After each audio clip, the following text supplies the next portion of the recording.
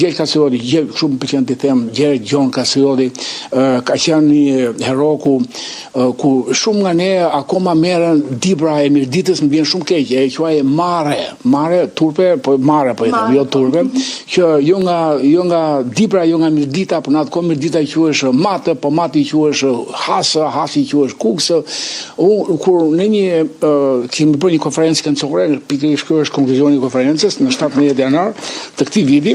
Dhe ne i thamë që, ore, miqë të dashur, e kishe mendime, Gjergji kostumi shqiptar është jashtëzakonisht i vogël.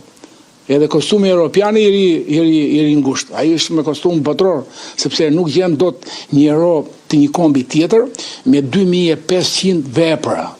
Napoleoni ka 500.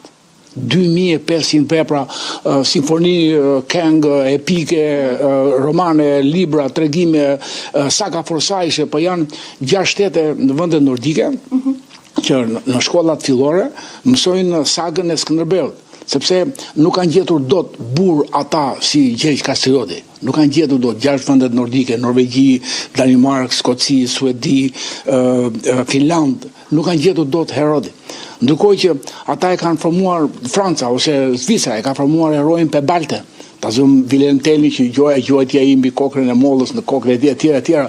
Nëse ne kemi real dhe ka akoma njerëz ku ne kemi dalë dhe me një rezolut që i drejtohemi institucioneve kyçe të vendit që kush e prek të figurë apo familjen e tij do përballet me një vepër penale, sepse nuk mundet ne Gjergj Kasiotin ta vëmë me një puro apo ta vëmë të shkutur, ndërkohë që rrobat e tij, burdoni, keni këtu që të gjitha, edhe nga autor jo thjesht vetëm shqiptar, por autor serb.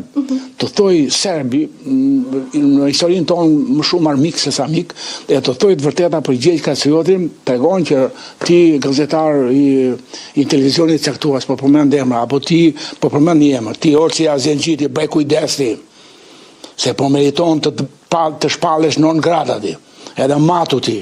Po ta mbajti, pra, mbatu. Pa dashur të kalojmë edhe të kemrat për persona që nuk janë të pranishëm, po do doni se kam i farmisi me atë, më kupton më, po kujdes. Po gjithsesi, nëse do kemi edhe një bisedë që mund të jeni po më fto pa ball me dhe. Po kur duash. Po nëse ka vënë ke ajo, ke fryma jon. Po diçka që do doja profesor të dija është që ka shumë fakte për këtë hero, po doja të njihnim ndoshta diçka që shqiptarët nuk e dinë dhe nuk krenohen për këtë fakt që mund të jetë për sa i përket. Të tjera, si ju e përmendët këtë që është e habitshme vërtet që nga serbët që si përmendët historinë të jetë treguar.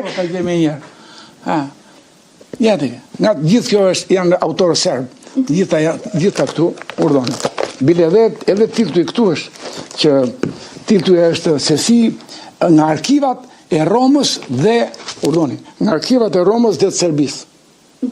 Fakte të reja, ku një faqe ka 2 prezantime nga ose citate ose thënie, princ Arbnor, princ Fisnik, mbreti shqiptare, mbreti i Matit, i Epirit, i Dibrës, i Emathis, i Malli, Nipi Nipi i Piros e Epir, Nipi Aleksandri i Madh, qofse ne jemi Epirotët për më i thotë i drejtohet mbretit të Italisë. Pra, janë pafund faktet që flasin që ky nuk është thjesht një hero kombëtar, por është hero i përmasave europiane, edhe gjatësia e trupit, 2 metra.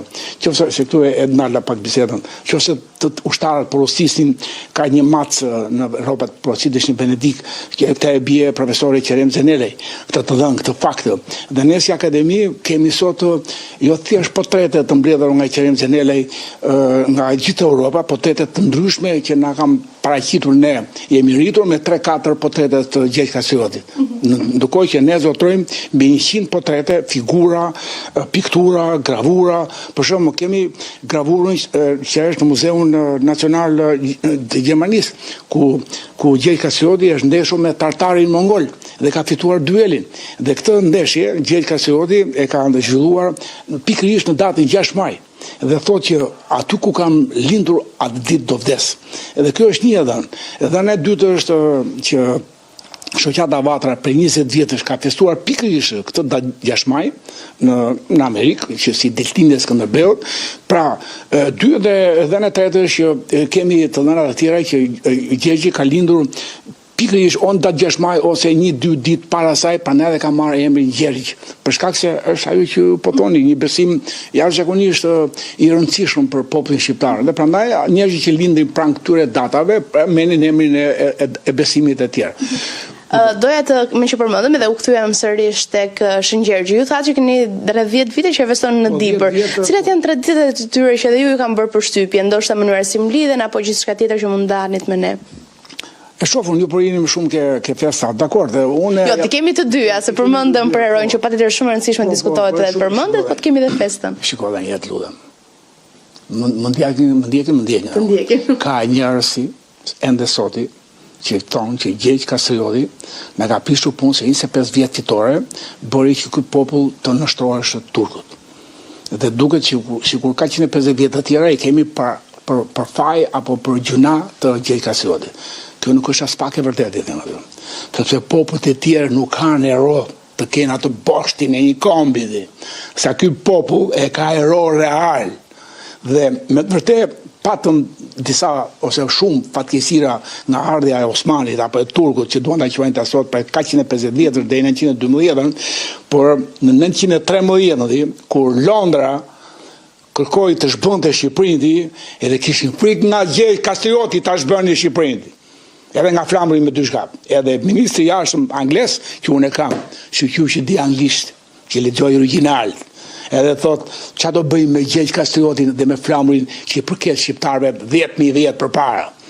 Dhe pikërisht të dyja e njëjtën, figurën e Gjergj Kastriotit, njëti që janë shërbeu si bosht, edhe s'ka për të shpërbër kur ky kom, le të ikin ja 50.000 kus janë në Anglia edhe 10.000 tropojanë edhe 100.000 apo 1 milion shqiptarë, sepse prap do bashkohen rreth kësaj fryme që quhet Gjergj Jon Kastriot.